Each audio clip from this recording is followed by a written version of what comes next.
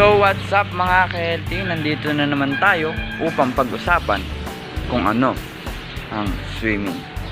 So what is swimming? Tara, samahan niyo ako. Swimming. Swimming is the self-propulsion of a person through water, usually for recreation, sport, exercise, or survival. Locomotion is achieved through coordination movement of the limbs and the body. Human can hold their breath underwater and undertake rudimentary locomotive swimming within weeks of birth as a survival response. Swimming has a four style. First one is freestyle. Second one is breaststroke. Third is backstroke, and the last one is the butterfly. Freestyle is not actually a stroke but a category in swimming competition. The most common and popular stroke in the freestyle race is the front crawl, as the style is the fastest. For that reason, the term freestyle is often used as a synonym for front crawl. Step 1. Body position. Keep your body flat, lie facing down, and the water with your body keep in line with the water surface. Step 2. Arm movement. Your arm movement can be broken down to the simplest form, consists just two actions, the pull and recovery. Step 3. Breathing technique. Choosing a side to breathe will depend on being right or left-handed. Whilst your hand in an early and recover phase, turn your head sideways for a quick breath.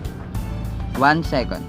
The trick is to time the roll of your head with your arm movement. Step 4. Leg action. With ankle relaxed and flexible, point your toes behind you and kick up and down in a continuous motion from your thigh, kicking from the calves in another effective and simple way to correct this is to make sure your legs are straightened out whilst kicking. For more details on this, refer to the exercise you can do to improve your swimming.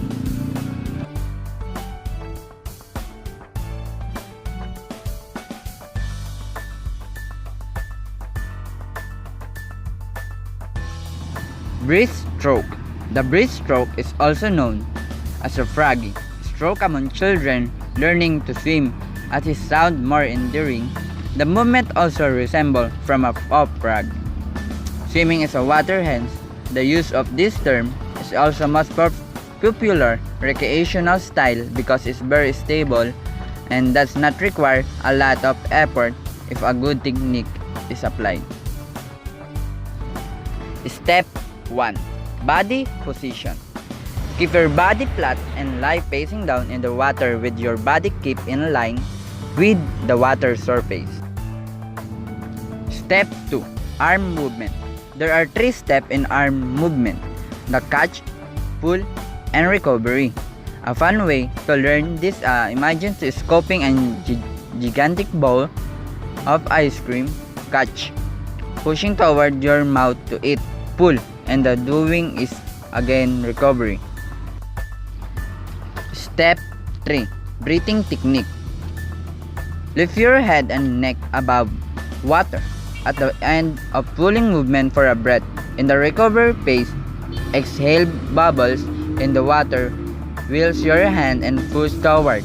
Remember to use the praying position and the correct breathing techniques. Step 4.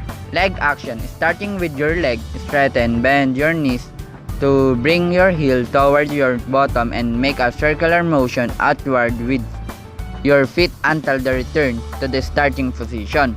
When your knees are being bent, your feet should be below the water surface and shoulder width apart.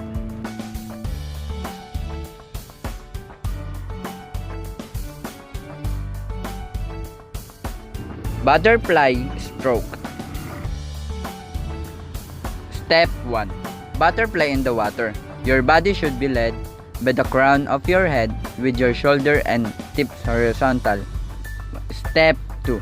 Butterfly arm action. The arm action can be split into 3.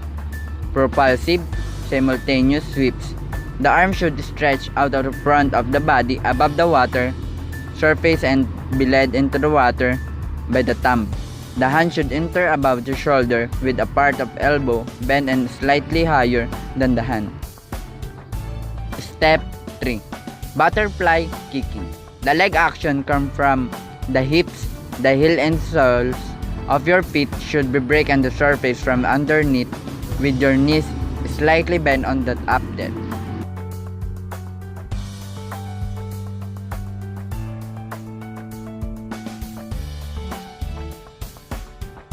Backstroke. As the only swimming stroke entirely on the back, any swimmer performing backstroke as the really on the body awareness, timing, spatial awareness, and the little intuition goes into it as well. It can be tricky. Step 1.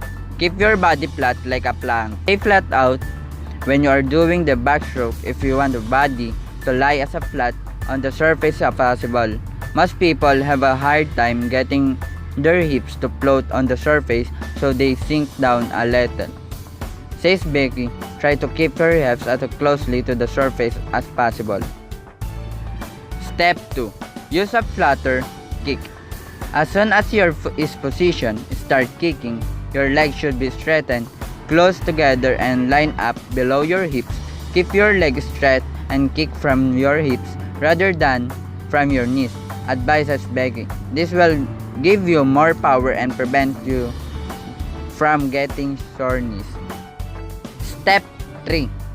Use a long fluid arm motion. As you start to kick forward, keep your arms at your side, then reach one arm up at the front of your pointing toward the sky or ceiling. When your arm hits on the water, bring it down and scald outward to propel yourself forward. As you do this, raise your arm and perform the same motion. Repeat.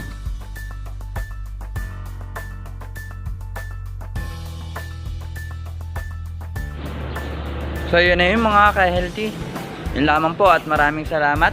Sana may natutunan kayo kung ano ang swimming. Sa ulitin po. Salamat. Bye.